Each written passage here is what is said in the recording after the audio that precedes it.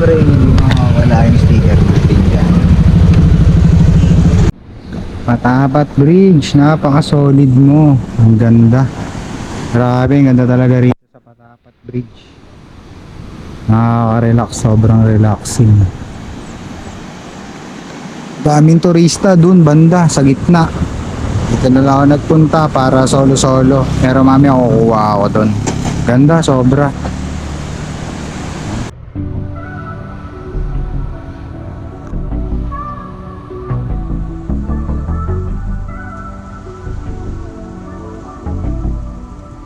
This boy got a hit. Every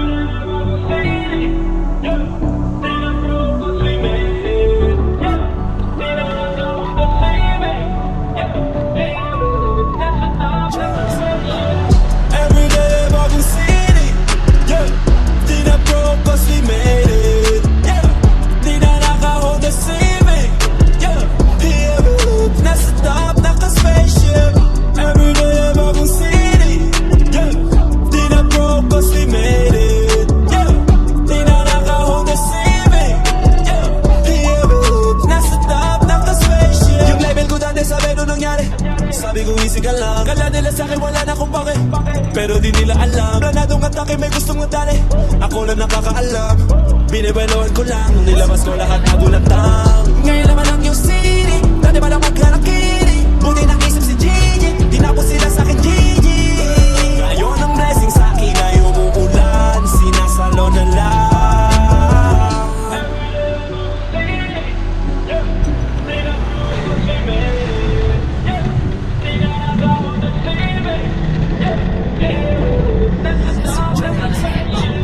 Every day bagong city, yeah. Di na broke cause we made it, yeah. Di na naka-hold the ceiling, yeah. Di ever look, nasa top, naka-spaceship. Every day bagong city, yeah. Di na broke cause we made it, yeah. Di na naka-hold the ceiling, yeah. Di ever look, nasa top, naka-spaceship. Tandang-tanda ko parang panahon ng tagtuyot. Talagang lito na ako kung saan pa ako susuot. Buti mas inugali ko pa rin pukpok ng pukpok, kaysa mukpok ng mukpok sa pangarap ay suntok ng suntok. Mga alaala nung wala pa, buti na lang ay nakawala na. Ngayon pag-usapan ay minabala, isa ko sa kasama di na pwede mawala pa. Kitang kita sa karir ko, sobrang bless. Susulitin ko na bago mawala to. Kaya kada may bagong pasambit, pinupulito palagi kada lapat, kasi ganun dapat. So ayun, after ng pagdadala ko, dito na ako sa aking transit. Ayan, akin. Dito na ako sa aking transit. RCS. Ayan yung RCS. Ayan, transit. RCS. Okay.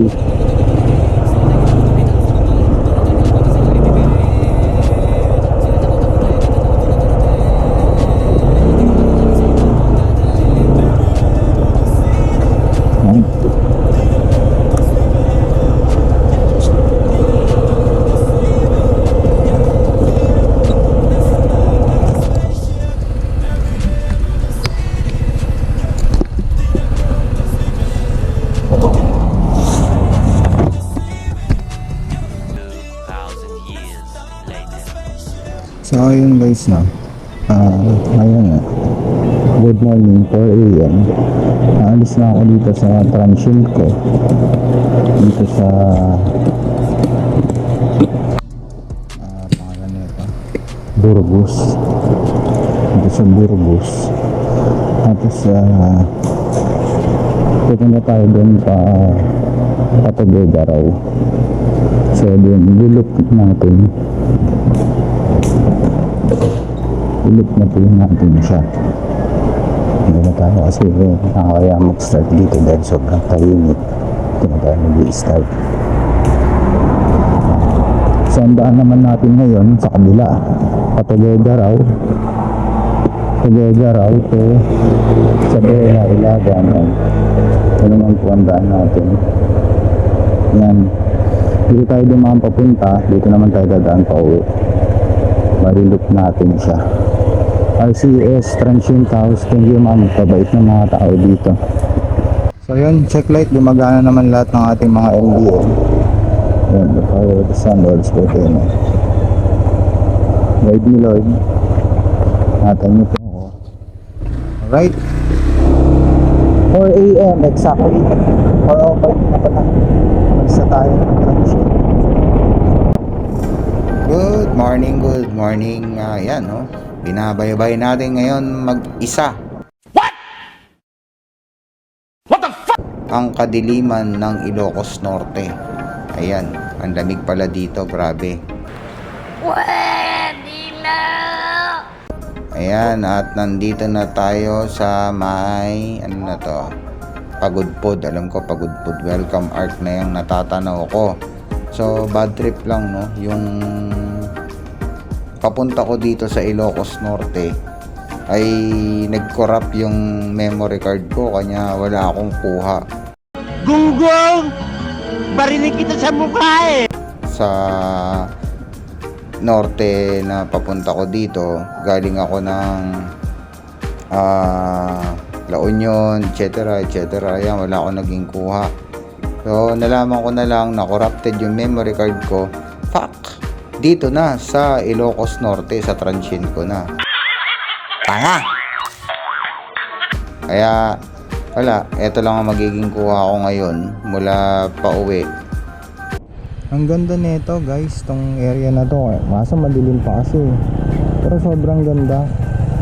Alam mo, yan yung kabuuan na nakikita nyo. Ano siya? Napapaikutan ng bundok ko. Ayan o. Napapaikutan siya ng bundok. Ayan o. Parang nakakulong siya. Paano masabi? Ayan o, dami o. Nakakulong. Tapos yan, baryo, parang isang baryo yung mababa na yan. Ganda o. Ganda sana kung maaga-aga. Kung mga maliwanag na kasi wala eh. Wala natin umalis na maaga. Ganda. Ganda nito tong area na to. Parang nasa nasa New Zealand. Parang mga ganun. Pamintulan tayo para check lang to. Ganda. So, nandito na nga tayo sa Cagayan Valley. Dito na tayo pinutukan ng araw. Napakaganda dito. Solid na solid ang view dito sa Cagayan Valley. Pati yung kalsada nila solid din. Ang hahaba ng mga coastal road nila. Grabe, ganda ng Cagayan. Dito nga ay busog ng mata ko sa titingin ng magagandang view nila. Sobra talagang ganda ng Cagayan. Grabe. Wala akong masay.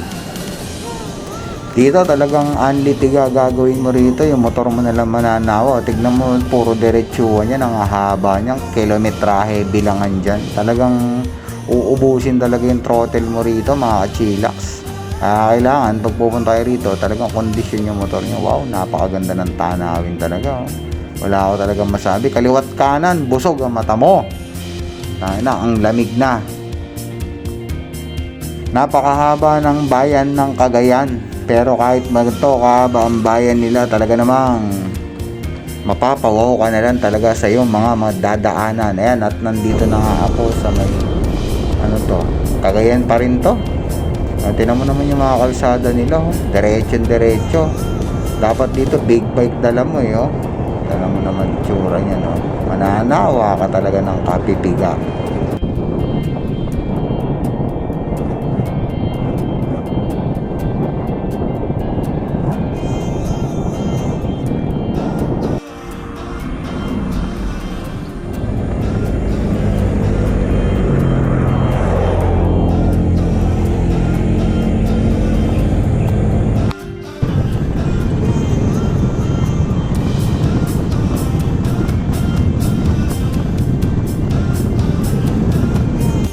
Parang may natatanaw na akong dulo ng Pilipinas.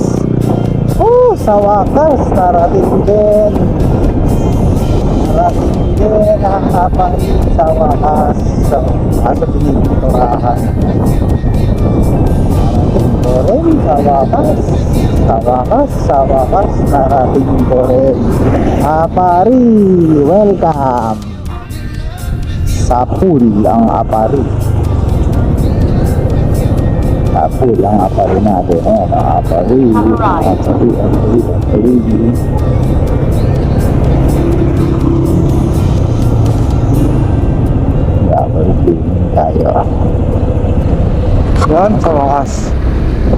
Dadaing na rin natin ng Apari. Ano? Mula Apari hanggang mulo, saan ka man ay halinaw. Isang tubo, isang tuwa, buong bansa. Apari. Yan! Yan.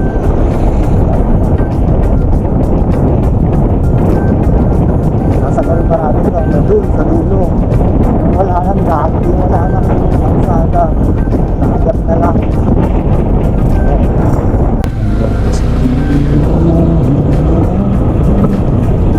Ito yung dulo mga ito. Doon, Taiwan na. Ito yung Taiwan. Wala kang daan doon sa panakon Taiwan. Diretso. Kaya nga lang daan. Tama, wala na yung marker ng Apari rito. Ito na yung dulo, wala na.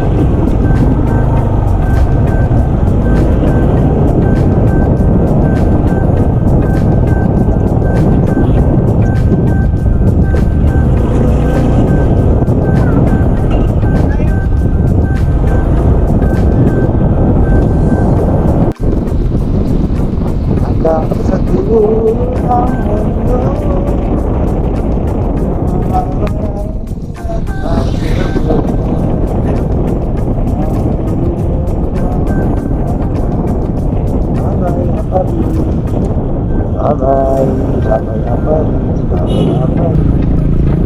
Sa wakas at palabas na ngayon tayo sa arko ng Apari.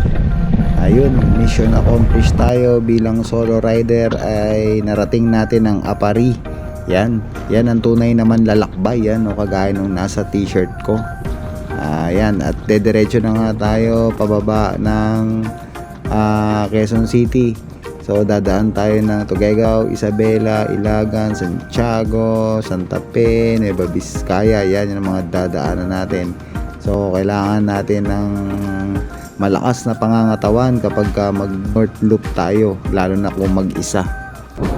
At syempre siguraduhin natin na nasa tamang kondisyon yung ating mga motorsiklo or ating mga sasakyan kung kayo man ay nagpaplanong pumunta ng Ilocos Norte at Ilocos buong Ilocos at saka ang North Luzon pala. North Luzon Loop, kung pinaplano nyo yan ay kailangan talaga ng isang matinding kondisyon ng pangangatawan at pagandang kondisyon ng ating sasakyan. Ayan, kita nyo naman napakaganda ng tanawin dito kaya sulit talaga magiging biyahe nyo. Ingat-ingat lang at dito na magtatapos ang aking North Loop. So maraming salamat sa inyo. Ride safe sa lahat ng rider. Thank you, bye bye.